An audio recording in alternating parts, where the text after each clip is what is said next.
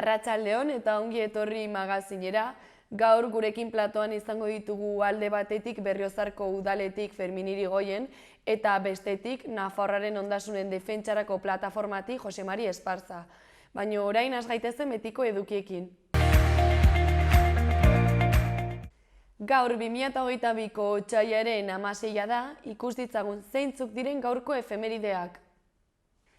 Gaur bezalako egun batean, baina 1928 urtean, Rodolfo Luznik ostalariak Costa del Sol denominazioa sortu zuen Espainiako Mediterranear kostaldearen sustapen turistikorako.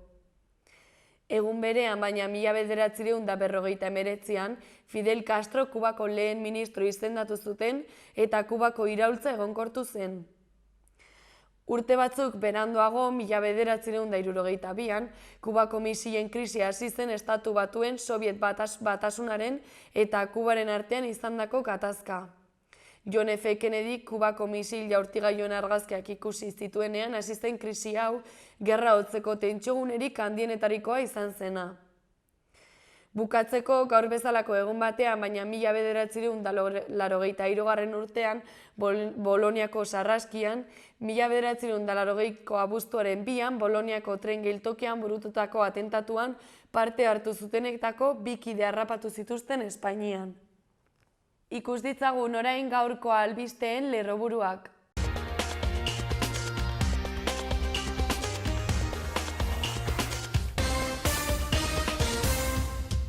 Arratsaldeon eta ongi etorri bertan berri albistegira. Gaur otsailaren 16 da, asteazkena, hauek dira Iruñerriak eta Nafarroak utzitako albiste nagusienak. Oronoz mugaireko aldaketa lekua 727.000 euroko aurrekontuarekin Europako Next Generation Funtsen bitartez finantzatuko da. Autoarekin amildegi batetik erorita 21 urteko gazte bat hilda baztanen. Guztira 1.712 personak eskubide sozialen laguntza eskatu dute 2021ko aldi baterako lan erregulazioko egoera konpensatzeko. Lab sindikatuak Nafarroko osasun sistema publikoren egoera konpontzeko presazko neurriak eskatu ditu parlamentuan. Nafarroko enpresen 80% inguruk deskarbonizazio planak egiteko asmoa dute garapen ekonomikoak egindako txosten baten arabera. Gaur hasiko dira Mendillorri auzoan energia komunitate bat zer den eta nola funtzionatzen duen aztertzeko prestakuntza saioak. Gazteriaren etxea eta udal kiroldegiak txartelekin ordaintzea onartzen hasi dira eta egoitza elektronikoak zor exekutibok ordaintzeko aukera emanen du. Errege pitoi sugea atzeman du Guardia Zibilak Iruñerriko etxebizitza batean. Kultur Departamentua 2020ko Bianako Printzia saria zabaltzeko proiektua den Carlos Canovasen Estratos liburua argitaratu du. Ollo kontseilariak bigarren mundu gerrako 2 azpiegitura defensibori buruzko erakusketa bisitatu du Baionan.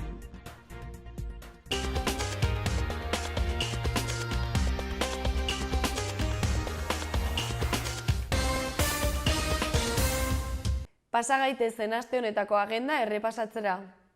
Gaur otsailaren 16a asteazkena, arratsaldeko 4:00 mozoraldia ipuin kontalaria Uharteko kulturetxean.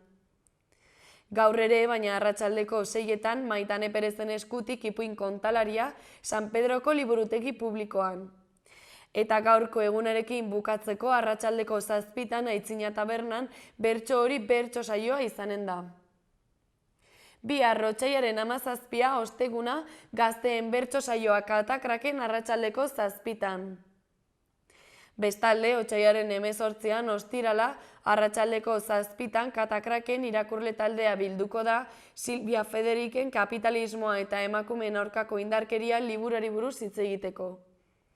Bestalde, arratsaldeko 8:00 elkartasun kontzertua Zentral Kafe Antzokian zaporeak antolatuta. Ordu berdinean, baina Tarrabiako kulturetxean Korrontzi taldearen kontzertua izanen da.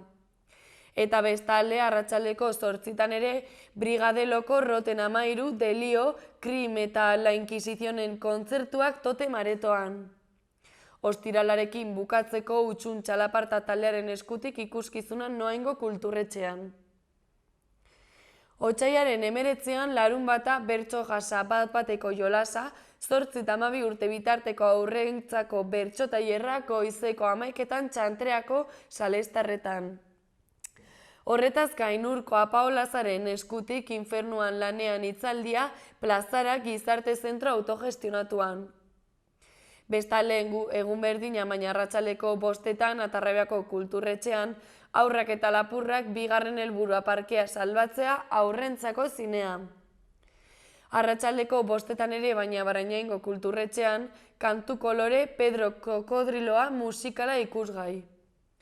Bukatzeko larunbatean arratsaldeko 8etan Untza eta Arroba Estesa Burlatako Kulturretxeko antzokian. Agendarekin bukatzeko igandean otsailaren 20an Sarrigurengo Institutuko gimnasioan Txus eta Txu antzerkia ikusgai. Aztertu ditzagun orain gaurko egunkarien azalak. Diario de Noticiasekin hasiko gara. Lerroburu nagusiak dioenez, Nafarroan 6.469 etxebizitza saldu dira 2021ean, 2007tik izandako daturik onena. Honen azpian argazki batek lagunduta gorriz azpimarratutako lerroburuak horrela dio. Haurren minbiziaren aurkako baliabide gehiago. Goiko aldera itzulita hori azpimarratutako lerroburuetako lehenengoa Angelines Amatrein David Beriain kazetarien amaren aipua da eta horrela dio. Nahiago du David bizitzarekin konprometitutako pertsona bezala gogoratzea. Bigarren akordea horrela dio.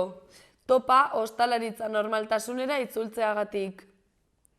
Horretaz gain, egunkariak nabarmendu du 59 enpresak kontsumitzen dutela Nafarroan industriak gastatzen duen energiaren 60%. Bestalde, osasun sailak lehen mailako atentzioko eta tutreako gerentziak berritu dituela nabarmendu du. Honen azpian, Diario de Noticiasek jakinarazi du arraiozko gazte bat hil dela Baztanen autoamildegi batetik erorita. Bukatzeko 20 bat futbolarik Osasunan eta Atletico Madrilen jokatu dutela nabarmendu du.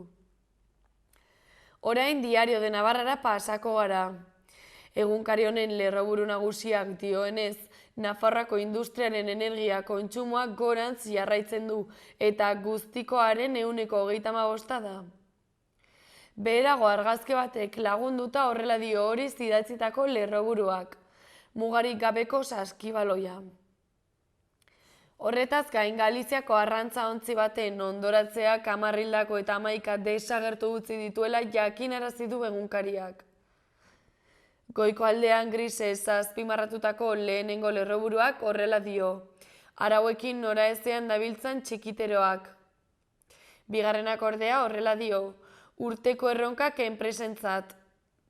Eta bukatzeko hirugarrenak ordea hurrengo galdera botatzen du. Nork aukeratzen du txupinazoaren jaurtitzailea? Gararekin jarraituko dugu orain. Azalaren lerroburu nagusiak dioenez, Mikel Otegi presoa ospitaleratu dute tuberkulosi baten ondorioz.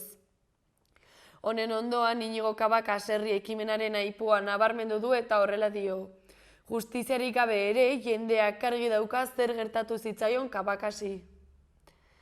Honen azpian argazki batek lagunduta hurrengo lerroburuak dioenez, fiskalak erregularizazioaren bidea babestu du Oier Oharentzako. Bestalde egunkariak jakinarazi du pediatrek maskarak ikasgeletatik ateratzearen alde egin dutela. Gainera ondoan, Xabier Erkizia Ogemer filmaren zuzendariaren aipua nabarmendu du eta horrela dio. Helburua ez zen pelikula egitea ikertzea baizik. Bestalde Errusiak deseskalatzen jarraitzen duela eta bere eskaerak berretsi dituela ohartarazi du Garak. Horretaz gain hurrengo lerroburuak dioenez, Trudeauk larrialdi egoera ezarri du eta neurriak murriztu ditu. Bukatzeko egunkariak Roso Butxen aipuan nabarmendu du eta horrela dio. Espero dut emaitza on baten saria izatea. Berria egunkaria aztertuko dugu orain. Lerroburu nagusiak dioenez, inflazioa apaltzen hasi da gasolina eta gasolioa inoizko garestien egonarren. Goiko aldean kulturari buruz laranja kolorarekin hurrengoa azpimarratu du egunkariak. Erraietatik ateratako 11 kanturekin osatu du Bulk taldeak 3. diskoa euskara hutsean. Beherago argazki batek lagunduta beste lerroburularen batek dioenez, diplomazia lanean eta tankeak zain. Horretaz gain joko aretoak ikastetxetatik 150 metrora gutxienez egon beharko dutela jakinarazi du berriak. Bestalde Mikel Urrutikoetxea baiko pilotariaren aipuan nabarmendu du eta horrela dio. Gustura nabil azken urtebetean ilusioz entrenatzen eta konfiantzaz, baina zaila da beti ondo aritzea. Bukatzeko azkeneko lerroburuak argazki batek lagunduta horrela dio. Karmele Ayerbe bizitza oso bat euskarari emana. Euskal Herria Irratia bukatzeko. Lerroburu nagusia Lazaro Elizalderen aipoa da eta horrela dio. Osasun publikoa ororentzako da onuragarria legez duina dela bermatu behar dugu. Bestalde, irratiak jakinarazi duenez, Remirezen arabera merezimenduen dekretuak gizarte kohesioa berdintasuna eta bizikidetza bultzatzen ditu. Bukatzeko itsaso Torregrosaren aipua ere nabarmendu du eta horrela dio. Bidegabekeri bat da izadiren beharrak ez dituzte kontuan hartu.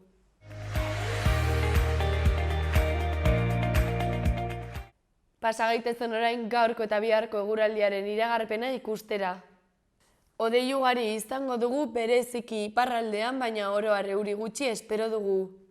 Goizean zerua lainotuta egongo da ia denean, gainera han eta hemen euri apur bat egin dezake bereziki ipar-ekialdean. Arratsaldean ostarteak irekiko dira hegoaldean eta gerora garbitzera egingo du kantauri isurialdearen barnealdean ere. Mendebal eta hego-mendebaldeko haizea ibiliko da, termometroek gora egingo du eta giroa epelagoa izango da, kantauri isurialdeko zenbait lekutan 15 gradu zentigradoak gaindituko dira. Ostegunean goio-hodeiak nagusituko dira hegoaldean eta eguna eguzkitsua izango da. Iparraldean ordea eguna hodei ugarirekin hasiko dugu eta baliteke ipar-ekialdean noizbehinka euri apur bat egitea. Gerora arratsaldean jasotzera egingo du eta zerua nahiko garbi geratuko da egunaren amaieran. Temperaturak goranzko bidean jarraituko du eta beroenek 15 gradu zentigraduren langa gaindituko dute leku gehienetan. Arratsaldetik aurrera ziertzo ahultzen joango da Ebro ibarrean eta gainerako lekuetan haizea aldakor eta suabe ibiliko da.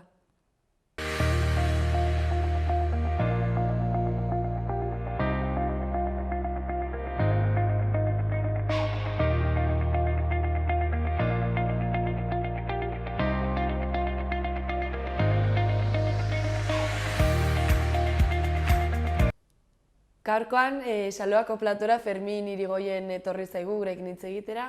Fermin Berriozarko udaleko kultur teknikaria da eta pixkat Berriozarreko agendari buruz hitz egingo dugu. Kaixo, egunon? Egunon. Zer moduz, ongi? Ongi, esan beharko. Bueno, aipatu bezala Berriozarreko agendari buruz hitz egingo dugu, hori baino lehenago, pixkat egingo diguzu 2021aren balorazio edo balantza zer moduz joan den kulturaren arloari begira. Nahiko urte berezia izan da, ze azken finean oso baldintzatua egon da pandemiaren egoeraren inguruan. Hasteko eta behin esan behar dugu herriko festak ezin izan ditugula egin, horren ordez udan zehar zenbait kultura ekitaldi egin izan dira, baina ez da kontu berdina.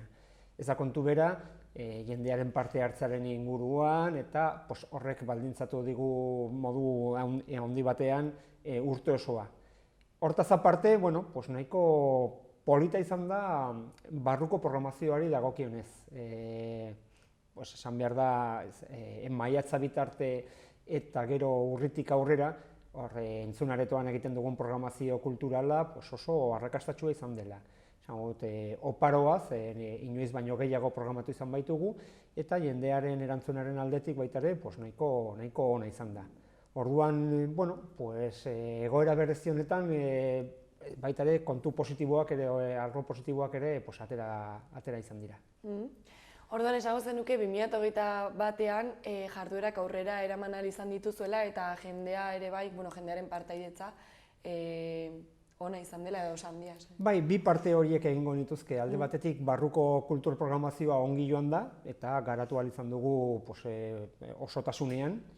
Baina berriz, gero kanpokoa dena jaiak direla eta gainontzeko festatxoetan edo egun berezietan, batez ere parte hartze handien eskatzen dituzten jarduerak edo ezin izan ditugu aurrera egin, edo oso modu moztuan edo laburtuan. Claro. Eta zuek somatu alduzue jendearengan beldurra edo jardunaldietara joateko edo ez?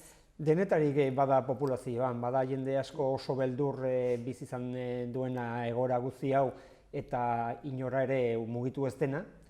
Eta berriz, beste batzuk, nolabait, gogoak bultzaturik, denetariko kontuak atera edo aurrera atera egin nahi izan dituena. Tokatu zaigu batzuk animatzea eta beste batzuk baretzea. Orduan, denetariko jarrerak, segun eta bakoitzaz ikuspegiz aurre egin dio pandemiari, edo ze ziklo vital momentuan dagoen. Dagoeneko 2022 hasi da, otsaiaren erdialdean gaude, orduan imaginatzen duzu zer egin duzuela orain arte. Orduan hori kontatuko duzu pixka bat orain arte zer egin duzuen eta zer prestatu duzuen urte honetarako? Bai, orain arte, oraindik negu gorrian gaudela, batez ere barruko programazioaren sartua gaude, eta hortan betiko programazioarekin antzerkia aurrentzako edo helduendako dela, musika emanaldiak, zinemare egin izan dugu, eta gainontzeko jarduera kulturalak. Eta hortan, aurrera, batzuetan arrakasta gehiago, beste batzuetan gutxiago, baina oro har oso ongi. Orain da momentua, baita ere, sikira buruan izateko eta hemendik aurrera zer. Eta, ematen du egoerak, ematen duela aurrera begira baikor izateko, eta ekingo diegu iaz egin gabe edo programatu gabe geratu ziren ekintzei. Festak barne, eta gainontzeko festa moduko jarduerak. Orduan, horri begira jarri gara. Laster inauteriak datoz, Fermin. Orduan, nola daramatzazue gai hori doze prestatzen ari zarete? Esan behar da, egoera aldaketa honekin pixka bat, presaketa korrika ibiliko garela, baina atzoko kontua da erabaki genuela iauteriekin aurrera egitea bere osotasunean. Horrek zer esan nahi du? Genuen jarduera bat edo nola ere aurrera emango genuela, bada gure iauteriko komitibarekin edo pertsonaje baten inguruan egiten duguna, alde zaharretik, berrezarko alde zaharretik, artikaraino mendian zehar joaten den kalejira edo halako paseoa egiten dugula, hori egingo genuke bai ala bai, zeren edozein egoeretan uste dugu egin daitekela, baina atzo baita ere erabaki zen larun batean, otsailaren 26ean, normalean iauteriaren inguruan egiten diren jarduera guztiekin aurrera egingo dugula. Hortxe, bazkaria dela, desfilea, musika, bai arratsaldean bai gau partean ere, orduan, pentsatzen dugu egoerak ematen duela horretarako, eta badaia zenbat gazte kuadrilla eta baita ere beste peña eta elkarte batzuk horretarako prest daudenak, eta horiek esan dute aurrera egin nahi dutela, eta gure partez ados. Eta denbora ematen du asteburu hori ongi prestatzeko? Justu samar, egia esan, aste eta erdi baten bueltan gaudela, presaketa korrika ibiliko gara, baina bai, azken finean, bertako jardueran edo jarduera hauetan parte hartzeak gogoaren araberakoak dira, orduan, atzo ikusi genuena zen, kuadrilla edo elkarte batzuen aldetik gogoa izan badela. Bai, horren aria pixka bat, ordan ikusten duzu jendeak badituela gogoak ez berriro gauza guzti hauek ospatu ahal izateko, beldurra ez da somatzen orduan herritarren artean? Denetarik. Atzo baita ere, beste elkarte batzuen aldetik esan zuten ez dutela parte hartuko oraindik ere ikusten dutelako arriskuak badirela, eta oraindik ez daudela horretarako. Baina badira asko, beste batzuk horretarako gogo ikaragarriak dituztenak, eta, bueno, bada momentua hoain inolako errestrikziorik ez dugula eta guk gure partez, baita ere pentsatzen dugu badela momentua, 2 urte daramagula halakorik egin gabe, eta, bueno, ikusiko dugu, ematen du, egoerak ematen duela horretarako, eta guk bidea emango diogu. Oso ongi. Eta zu, Fermin, kulturteknikari bezala, zuretzako 2022ko ze gauza dira garrantzitsuak edo ze helburu markatu dituzu, hau da, hasieran aipatu duzu adibidez antzerkiak eta egin dituzuela, orain jai bereziena ere bai aipatu duzu. Zer gustatuko litzaizuke gertatzea edo egitea 2022an? Pues esandako kanpoko jarduera guzti horiek aurrera egin ahal izatea. Batez ere hor ni tematzen naiz festekin. Kristoren lana ematen badigute ere, uste dugu herri baten bizitzan ezinbestekoak direla. Hor jendearen harremanetarako Kristoren papera jokatzen dute festek, eta gero baita ere ez da berdina, hor ez dakit, ez dut dikotomia bat egingo kultura eta jaia, zeren askotan uztargarriak baitira, ezta? Baina bai jaia edo juerga moduko jarduerak faltan botatzen ditugula, eta pentsatzen dugu badela garaia horiei ere ekin ahal izateko. Oso ongi.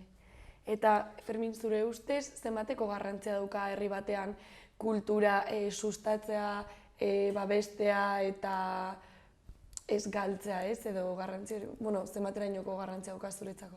Bueno, nik Kristoren garrantzia ematen diot horri. Guk egiten ditugun jarduera askoen artean, askok badira herriko taldeek, bai talde artistikoek, bai gainontzeko elkarteek antolatzen dituztenak.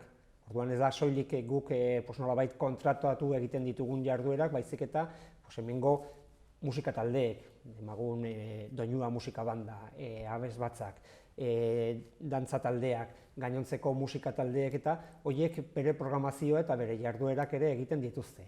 Eta hortan parte hartzea herri mailakoak oso garrantzitsuak izaten dira. Guretzat,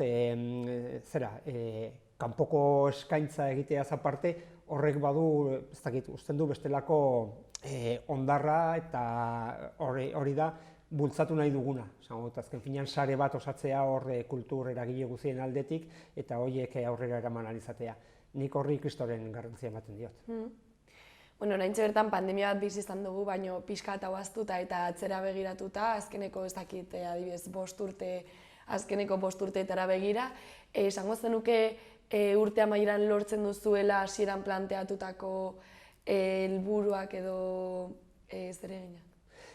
Bai, gehien bat, bai, beti ere izaten dira hor ñabardurak edo gutxi gorabeherakoak, ezta? Zinezkoa baita 100% asmatu, eta baita ere esango nuke kultur panorama oso mugikorra dela. Hor badira jarduera zein talde batzuk agertu eta desagertu egiten direnak. Hau bizitza bezalakoa da eta kultur eragile batzuk egiten dute bere ibilbidea eta gero batzuk utzi, beste batzuk sortu. Orduan, bizitza bezala oso anitza da, oso mugikorra, oso panorama aldakorra, eta horrek ere badu bere nolabaiteko garrantzia, baina baita ere erakargarritasuna. Azken finean, bestela iaia beti jarduera berdin batzuk edo egitera kondenatuak egongo ginateke. Eragile berriak direnean, idei berriekin eta proposamen berriekin horrek beti ere aberastu eta baita ere aniztasuna ematen dio panorama osoari. Oso ongi. Eta gero, Fermin, imaginatzen dut herri batean, udaletik sortzen denean urte osorako programa bat, bildu beharko dituela belaunaldi ez guztientzako eta pertsona perfil guztientzako, hori jardunaldiak edo denentzako gustukoak direnak. Zeintzuk dira gakoak hori bete ahal izateko edo hori lortu ahal izateko? Galdera ez da batere txarra, erantzuna saiago. Ez da erreza. Azken finean guk beti ere programazio bat egiten dugunean saiatzen gara begiratzen populazio osoari bere segmento guztietan. Eta batzuekin errezago egiten zaigu asmatzea beste batzuekin baino. Adibidez, gazteekin horiekin kontatu gabe nekez egin daiteke aurrera ezer. Ezin duzuzuk asmatu programazio bat gazteendako oro har. Nerabeekin, adibidez, Eta hortan sailago izaten da. Bai. Adibidez, guk planteatzen dugun programazioa hor entzunaretoan eta hortan oso zaila egiten zaigu publiko horrengana ailegatzea. Orduan, kontrako bidea egiten dugu, badira beste baliabide batzuk, gara udaletxean eragile ezberdinak baita ere, harremanez sare bat saiatzen garela edatzen, eta hor batez ere tokatzen zaiguna bada entzutea zer eskatzen diguten, eta alden neurrian hoiei begira ere jartzea. Errezago egiten zaigu adibidez, ez dakit, aurrei begirako programazioa egitea, askotan gurasoen esku egoten dena, eta publiko helduari edo ja bestelako ohiturak eginak dituztenak. Gazteekin, eta gero baita ere esan behar da, Berriozar bezalako herri bat, oraindik ere hazten ari dena, populazio berria etortzen zaigula, eta lehenbailehen tokatzen zaigu hori ezagutzea, ze horiek ez dute gure kultur programazioa eta beste bizitzaren arlo batzuk ez dituzte ezagutzen, eta poliki-poliki saiatzen gara, ze eskatzen diguten, zeintzuk diren beharrak, ze populazio mota etorri zaigun, eta poliki-poliki herriko bizitzara ere hurbilarazi. Adibidez, aipatu zuna gazteena zailagoa dela ez haien gustuko zeo zer egitea, saiatzen zarete elkarlan hori egiten edo nola ematen duzue kolaborazio hori, ez denon artean erabakitzeko? Elkarlanean oinarritzen gara, azken finean bada hoiekin egotea eta entzutea, eta askotan ez dute balio ez da galdera zehatzak ere, zer nahi duzuen, zeren askotan erantzuna ez baitator. Bada egotea eta poliki-poliki ezagutzea eta hortik zer sortzen den. Bada bizitzaren parte bat non aldaketa etengabean ari direnak eta horiek ere ari dira oraindik ere moldatzen gustoak edo momentuzko beharrak nola asetu. Orduan hortan tokatzen zaigu. Ikusten dugu batez ere asmatzen dugula, ez barruko programazioan edo jarduera bat horiendako programatzen eta baizik eta horiekin batera zer egin nahi duten eta ditugun programetan eta iauteriak bezalako jardueretan, horiek nola kokatzen duten edo zer egin nahi dute horretan. Ados, oso ongi. Eta hori, lehen aipatu bezala, 2022 hasi berri, oraindik urte osoa dago kulturrekintzak aurrera eramateko. Zer esango zenieke Berriozarko herritarrei urte honetan zehar parte hartzeko eta kultura ez kontsumitzeko? Batez ere kultura kontsumitzearena ez zait gehiago gustatzen. Bai egia da, badirela ikuskizun batzuk horretarako ematen dutenak, baina niri gehien gustatzen zaina da jendeari esatea hortan parte izatera. Eta horretarako saiatzen gara bideak ematen. Norbaitek nahi baldin badu zerbait proposatu, ateak irekiak ditugu, eta ez da esateagatik, baizik eta programazioan ere lagundu dezakete edo proposamenak helarazi. Baina horretaz aparte, gero baita ere parte hartzea antolatzaile gisa. Edo ez soilik ikusle gisa joaten, baizik eta bere proposamenak edo taldeetan ere antolatzeko. Badira herri mailan talde asko, eragile asko, eta hortan parte hartu daiteke. Baina panorama horren bizia eta mugikorra denez, sortzen dira baita ere elkarte berriak. Horretarako animatuko nituzke. Azken finean, ikusten dugu herri aberatsagoa bada, baldin eta jendeak parte hartzen badu proposamen batzuetan edo propioak sortzen. Oso ongi. Eta orain, Fermin, elkarrizketa bukatzen joateko, zeo zer gehitu nahi baldin baduzu, zure txanda bota.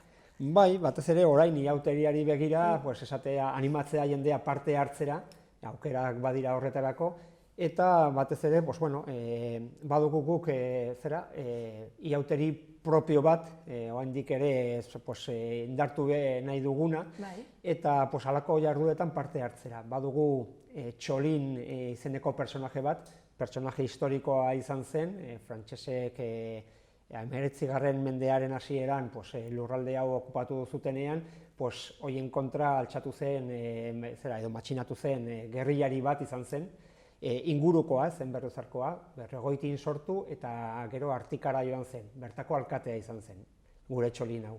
Parrandazale ikaragarria, eta euskalduna, peto-petoa. Ditugu horretarako zenbat testigantza, Espozimina Generalaren adibidez, non esaten zuten geizki moldatzen zela gaztelaniaz. Orduan, euskaldunen dako ere bada ezaugarri interesgarria oso.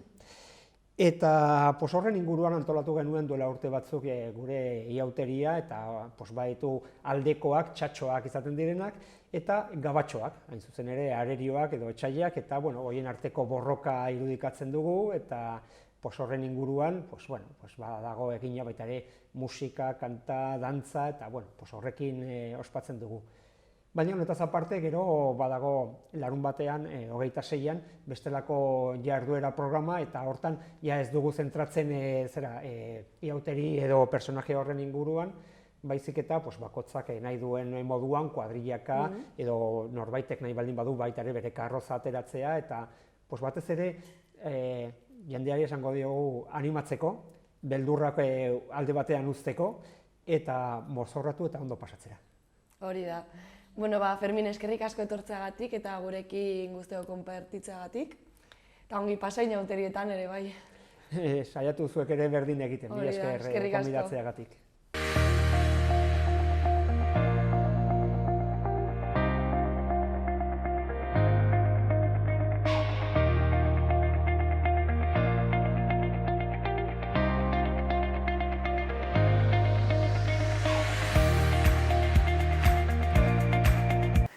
Pasa gaitezen Iruñerriko udaletako albisteak ikustera.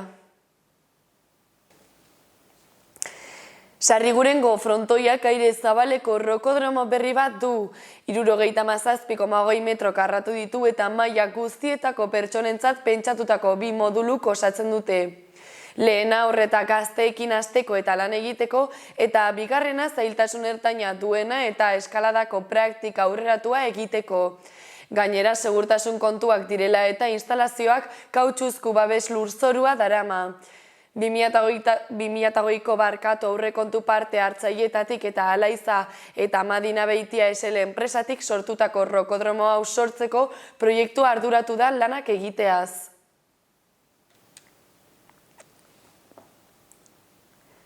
Datozen egunetan Udal Energia Agentziak Mendillorriko bizilagunei eta auzoko hainbait eragile eta erakunderi irekitako prestakuntza saioen ziklo bat programatu du, auzo horretan proiektatzen ari diren energia komunitateekin lotutako edukietan sakontzeko. Gainera saioetan gastu energetikoarekin barkatu, autokontsumarekin eta komunitate energetikoekin lotutako alderdi praktikoak landuko dira. Datu orientagarri gisa, egindako autokontsumorako instalazio kolektiboen kopurua 7 aldiz biderkatu da, 2020an instalazio bat izatetik 2021an 7 izatera pasatuz. Gainera, 2021an Iruñean teilatuetan instalatutako potentzia fotovoltaikoa bikoiztu egin da, eta aurreko urtearekin aldean eta 1233 kilovatio instalatu dira. Bestalde, Iruñeko udalak ordaintzeko aukera berriak sartu ditu, herritarrek administrazioarekin harreman arinagoa eta erosoagoa izan dezaten. Alde batetik gazteriaren etxeko ikastaroak eta jarduerak txartelarekin ordaintzeko aukera ezarri da, baita 8 udal kiroldegietan eta Mendillorriko trinketean sartzeko aukera ere. Gainera, irubebikoitza.pamplona.es webguneak duen egoitza elektronikoaren gunearen bidez, online izapide bat gaitu da epe esekutiboko zorrako ordaintzeko ordainketa gutun bidez. Bukatzeko, Iruñeko udalak 13 eta 17 urte bitarteko nerabeen artean, Europar Batasunarekiko eta bere erakundeekiko interesa sustatu nahi duen ekimena jarri du abian. Europako Batzordearen Erasmus Plus programak finantzatutako proiektuak Bruselesera eramango ditu 4 gazte, gastu guztiak ordainduta hainbat prestakuntza eta jarraipen saiotan garatuko den ekimeni honi amaiera emateko. Biharra asteazkena arratsaldeko 6etan programaren aurkezpena egingo da Gazteriaren etxean. Bertan parte hartuko dute Fernando Aranguren kirol eta gazteria zinegotzi bereziak, Iruñeko haur eta nerabeen partaidetzarako mahaiko ordezkariek eta gazte erantzukideek.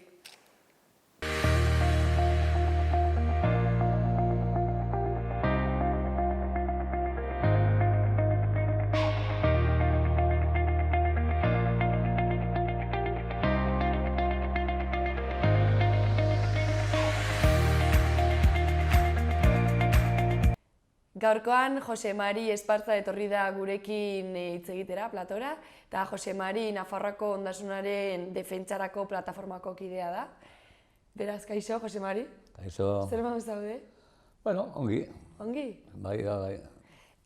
Konta iguzu pixka bat, 4 urtetan eskatu ondoren ezagutu ahal izan dira Eliza Katolikoak bere izenean jarritako 3.000 ondasun baino gehiago. Orduan, konforme al zaudete Nafarroako gobernuak alteratako txosten honekin edo Nafarroako ondasunen defentsarako plataformak ze iritzi hauka honen inguruan? Bueno, konten gaude. Konten gaude, zeren berriro Nafarroa da aintzindari gai honetan. Duela 15 urte hemen deskubritu zen afera, eskandalua, eta hemen montatu zen lehenbiziko plataforma.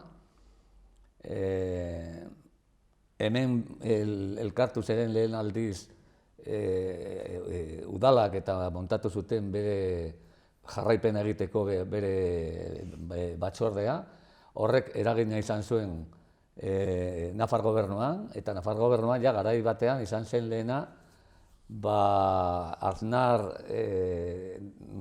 Aznarren dekretotik ona eginiko lehenbiziko 1000 ondasunak ezagutu genuen, 1988tik 2005-era. Hala eta guztiz ere, gu jarraitu dugu eskatzen lortu behar genuela 56etik, ja frankismo garaitik, oneraino zenbaten oro har Nafarroan egin dena, eta orain lortu egin dugu. Eta pauso horiek importanteak dira, zeren gero hemen eman diran pausoak gero estatuan eragina izan duten. Nafarroako plataforma egin eta gero, egin zen estatu osoko plataforma, Recuperando deitzen dena, eta ikusirik Nafarroa zer lortu zuten, ja beste autonomiatan eskatu zuten beraien registradores de la propiedad eskatu zuten, eta bueno, esan nahi dut horrekin, Nafarroan eman diren pausoak oso aurrelariak direla, eta orain Nafarroan lortu dena, lortu nahi dugu estatu osoan. Oraindik ostatuko da, baina nik uste dut bide honean gaudela. Osongi. Orduan, zuk aipatutakoaren arabera, uste duzu aurrera pauso garrantzitsua dela gizartearentzako, datuak ezagutu izana? Bueno, ezagutzea importantea dago. Izan dugun problema, hasi ginelarik duela 15 urte, jendea ez zuten sinisten. Hitz egiten ginen jendearekin eta esaten zuten, hori ez da posible,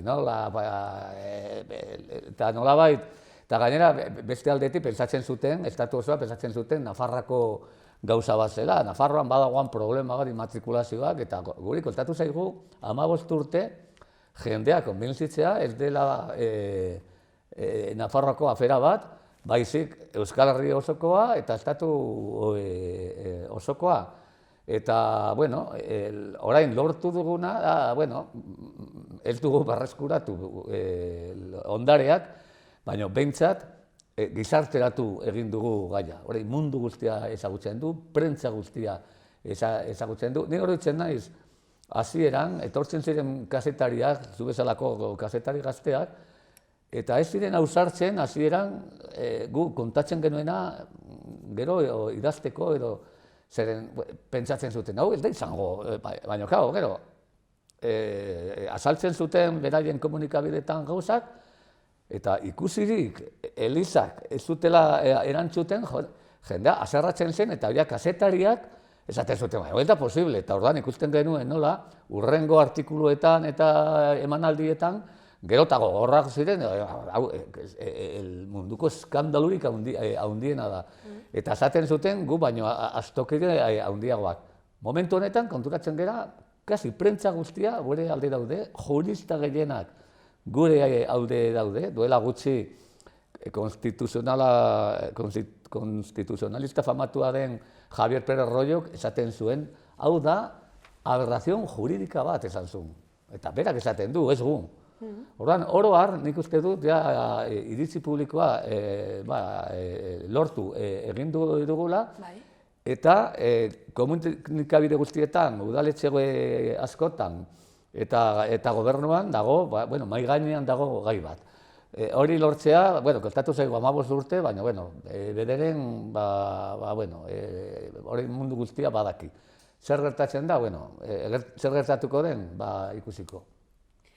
Aipatu bezala datuak ezagutu ditugu, pauso bat izan da, gero zuk aipatu duzu, hori prentsa eta hasi dela kontatzen, zuen alde dagoela ez jendea. Zein da hurrengo pausua egoerari aurre egiteko?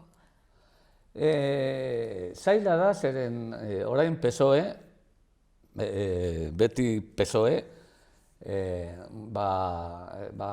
utz egin du bere hitzari, uko egin du. Berak hasieran izan zuen, gobernua llegatu baino lehen, bere programa izan zuen, nolabai buelta eman behar zuela immatrikulazioen aferari, eta orain gobernuak ez dakigu, badakigu, negoziatzen eta negoziatu egin dela Elizarekin, eta immatrikulazioak izan dira orain arte moneda de cambio.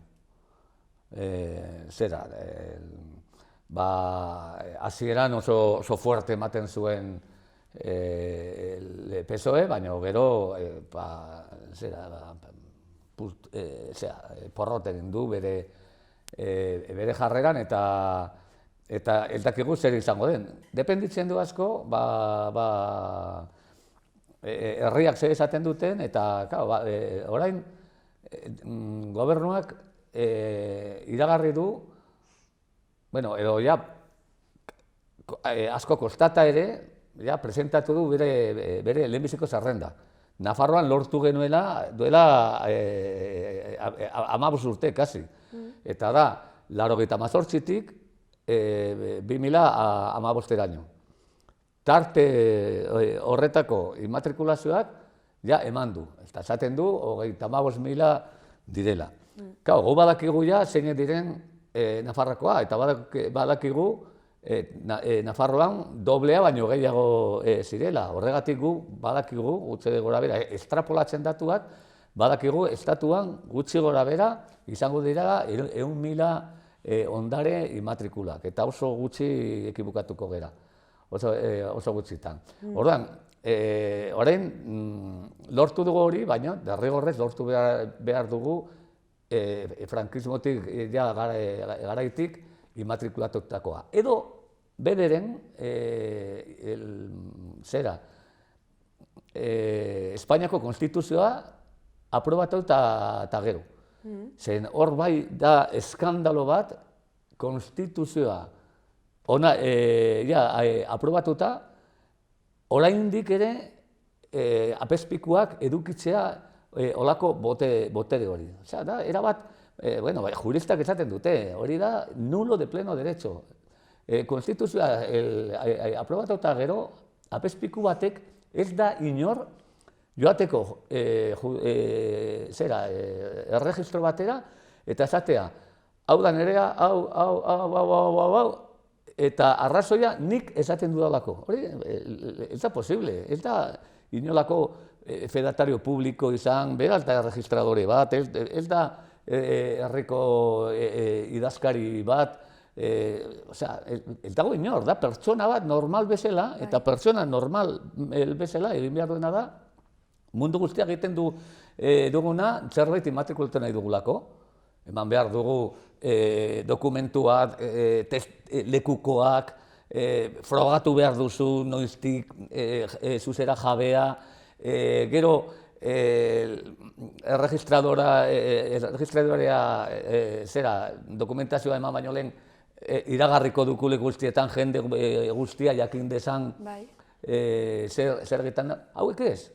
Hauek ez, joaten ziren, hau da nerea, eta inor jakin gabe, kasualitatez enteratu ginen hemen Nafarroan, hori da eskandalo bat. Eta ordan, oso importantea da, gobernutik lortzea, Nafarroan ja lortu duguna. Eta da, oroar, lehen hipotekaria aprobatua zenetik, 56etik onera immatrikulatu den guztia. Guk kalkulatu dugu, egin dugu, 100.000 izango dira immatrikulatuta daudena. Oso kuriosoa da, Elizak bere kabuz egin du hau da nerea, 100.000 ondarea, bilakatu da estatuko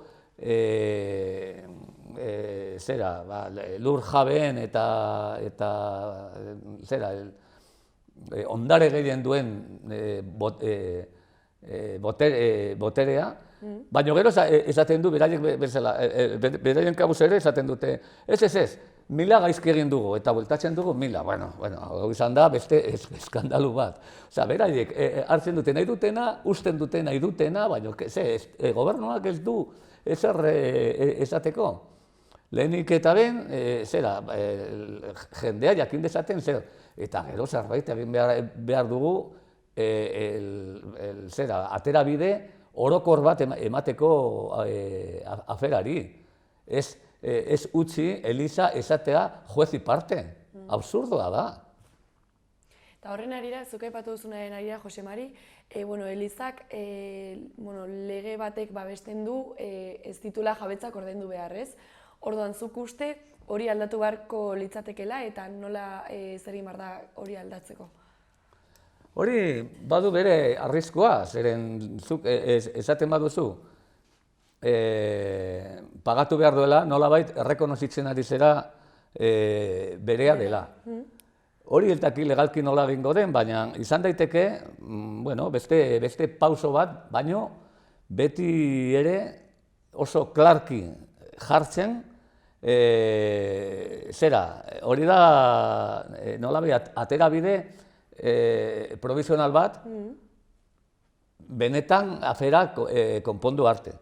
Ez hori bakarrik, Elizak egin duena da, nire izenan jartzen dut ondare guztiak, baina zuek jarraitu konpontzen, hori da, eta zeren horregatik plataformakok esaten dugu, inoiz baino arriskua handiena dago gure patrimonio guztia. Zeren Eliza ez du inolako intentziorik konpontzeko, erortzen ari dira, kapera asko, baseliza asko, Eliza asko, eta Eliza, konponduko duzu baino, nola konpondu. Eta orduan, soluzio orokorra ematen ez diten bitartean, Eliza dana pagatu behar du eta dana konpondu behar du. Eta konpontzen ez badu, udalak egin behar dute expediente de ruinas. Eta expediente de ruinarekin batera, 15 egunero izun bat jarri. Nolabait,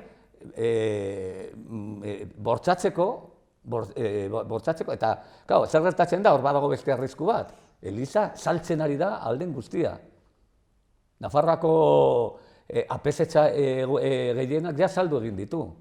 Apesetxeak egiten zuten herri bakoitzean, apesendako, baina medikoen etxea ere askotan jartzen zuten, herriko idazkariaren etxea ere igual pagatzen zuten, hori eskolak ere, maizuen etxeak ere pagatzen zuten, hori zera. Herrietatik joan ziren medikua edo joan zen maizuak eta hangeratu ziren etxeak, apesenak ez. Apesenak joan ziren eta nire izenean jarri, ez hori bakarrik. Jartzen dut, ondoan dagoen frontoia, gehi baratxa, herriak utzitako baratxa apesari, dana bere izenean jarri eta horrein saldo egin dute. Horrein zaila izango da hori berreskuratzea, ez? Baina badago lurrasko haman komunalak direla. Eta orain ja berriro ere Nafar gobernua ematen du, ikertuko dula hori eta guk uste dugu lur komunalekin beste sarbide sartuko dugu Elizari kaina emateko. Bortzatzeko, nolabait eseritzen diren negoziatzera eta... Ikusten nahi naiz, egoera konpontzen ez den bitartean ez, irtenbide batzuk planteatu dituzula egoerari aurre egiteko, baina azken finean, Jose Mari, zuk uste duzu Elizak haien herritarrei edo jabetzen jabe legitimoi bueltatu behar direla ondasunak edo zer imar da ondasun horiekin jabetza horiekin? Jabetzak horiek gehienak ez dira partikularrak. Zer oso kurioso izan da, Elizak hasiera esan zuen, ez. Eliza guztiak gurea dira, naiz eta patronatoa herrikoak izan edo partikularrak izan eta zera. Baina gero, immatrikulatzeko orduan, bakar immatrikulatu zuen herrien ondareak. Gero, Señorío de Sarria baldin bada, Señorío de Baigorri, el Duque del Infantado, Duquesa de Alba, baldin eta bazuten lurrak, Elizak, baselizak hori ez dute ikutu. Zergatik? Errezago ikusi dutele, hobeda, eremu publikoak eta ondare publikoak bere ganatzeak ondari pribatuen baino, eta gainera esaten dugun txakurra, ez dugu txakurra jaten, ez. Nolabait beraien artean, ez da sartu aristokraziarekin, baina herriekin bai. Orduan, ondare gehienak lurra baldin badira, edo dira publikoak edo komunalak. Eta gero, eskolak, apesetxeak, Elizak eta zera horiek danak dira bienes públicos, betidanik izan dira, zergatik ez ziren erregistratuak. Zen publiko y notorio ondare publikoa zirela, adibidez, udaletxeak ez daude immatrikulatuak, kaleak ez daude immatrikulatuak, frontoiak, ez dakit, kiroldegiak, zeren mundu guztia badaki hori publikoa dela. Osea, problema izan da, Elizari Aznarrek eman ziotenean halako, Franco lehenik eta gero Aznarrek eman ziotenean eskubidea, esateko, hau immatrikulatuta gabau eta niri zenean jarriko du, baina, pakean. Joaten bagera edozein herriko artxibora, eta ikusiko dugu betidani nor pagatu du dana. Apezen arropak ere, ematen zuten hostias konsagradas eta guzti, dana zegoen lotuta udaletxeko presupuestoarekin, erretabloak, ez dakizen, dana pagatu egin dira udaletxetik. Zeren, Eliza horiek ez ziren bakarrik kulturako, izan ziren, herriko jendea biltzeko udalak biltzen ziren, egiten zuten bilerak Elizetan, gero etorri ziren, 17. mendean edo, hasi ziren egiten udaletxeak, baina normalean, Elizetan eskolak, Elizan barnean egiten ziren. Herri aroan, Trento baino lehen, festak eta guzti egiten zuten Elizen barnean. Defentsarako lekua izan da, udalak kontratatzen zuten kanpaijoleak, almosneroak, dena udaletxetik kudeatzen zen, eta hori dago gure artxibo guztietan oso garbi.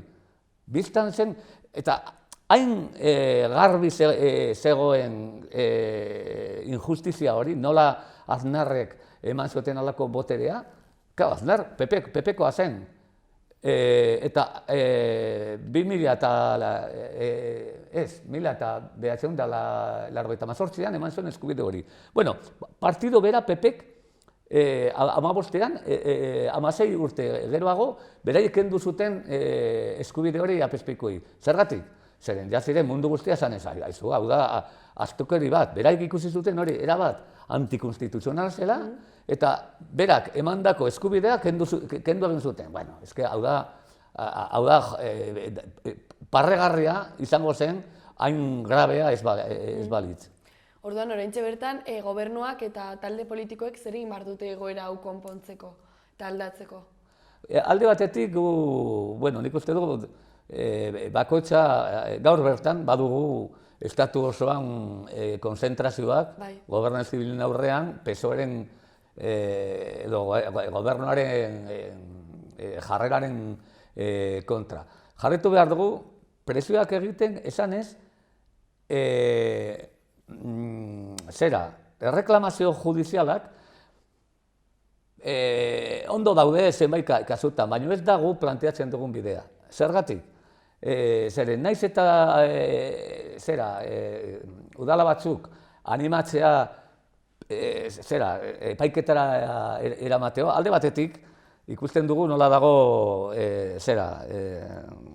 epaileak, zemotakoak, ziren, oso kuriosoa da Nafarroan gertatzen ari dena, lehenbiziko epaileak arrazoia ematen digute, ailegatzen daira Nafarroako Tribunal Superior, eta haiek aldatzen dute.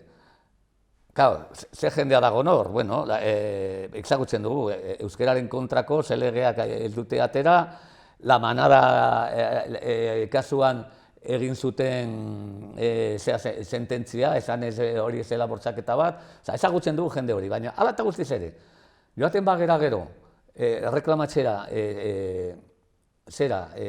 Supremora, eta ezezkoan ematen baigute baldin bagoaz konstituzionalera eta gero Europara, Europatik etorri dira oso sententzia ona, baina ze udal txikia egin dezake alako bidea. Naiz eta batzuk egin eta igual lortu, gehiengoa geratuko da Elizaren eskutan. Eta horregatik Elika esaten du, bai, joan zaitezte epaitegetara. Baina hori esaten dugu ez dela bidea. Konponduko bidea izan behar da orokorra. Eta da,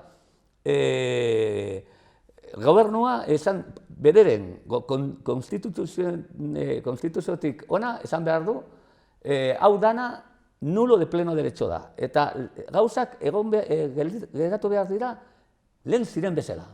Punto. Hori alde batetik. Eta horrek ez du ukatzen Elizaren eskubideak, baizik esaten dugu, Elizari esaten dugu, pentsatzen baduzu zerbait zurea dela, erreklamatu, mundu guztia bezala, eta frogak aportatu, justifikatu, eta zurea baldin bada, ez dago inolako duari. Da, erabat aldrebesa. Baina ez, hau esatu dute, gu konpondu eta orain zuen frogatu, la carga de la prueba da herriaren txar, txipi bat, zepe pentsaren inguruan, Berrio Plano, Berrio Suso, Markalain, nola reklamatu aldute, ez da posible, ez dute dirurik horretarako. Orduan gu, nola edo bala, gobernu honekin ez bada, etorriko da gobernu bat, eta gu esaten dugu, olako ondareak impreskriptibleak dela, nulos de pleno derecho, eta lortuko dugu. Eta lortzen ez badugu, lortuko dugu jendea ikustea, zemotako lapurrak daukagu gure jerarkia eklesiastikoan, zeren oso kuriosoa da. Hasieran mundu guztia zaten ziguten, Nafarroan deskuritu genuenean hori, atera zen apezpikuak esanez, gu ginela ateoak, Elizaren kontra ginela, eta oso kuriosoa da, orain gehien laguntzen digutena da kristauak. Azkeneko publikatuko ditugu, azkeneko liburuak publikatuko dugu, estatuko redes cristianas, grupos de cristianos de base, eta hori, zergatik daude, eskandalizatuak, eta esaten dute, hori ez dela erreligioa egin behar duena, eta Jesukristoren mezua ez dela inolez ere horrelakoa, ez? Jose Mari, elkarrizketa bukatzeko, zeu zer gehitu nahi baldin baduzu? Importanteena da, gaur bertan, Zeiterritan, Iruñako gobernu zibilaren aurrea egingo dugu konzentrazio bat, estatu osoan egingo duena, protesta egiteko, eta mundu guztia gomitatua dago horretarako. Oso ongi.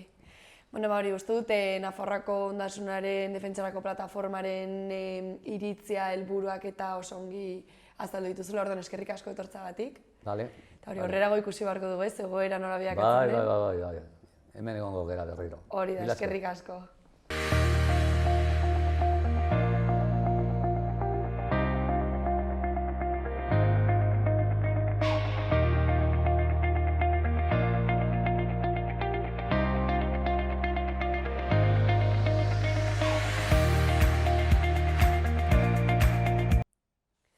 Eta hau izan da guztiak gaurkoz, eskerrik asko beste behin zuen arretagatik eta bihar arte. Gobierno de Navarra. Nafarroako gobernua.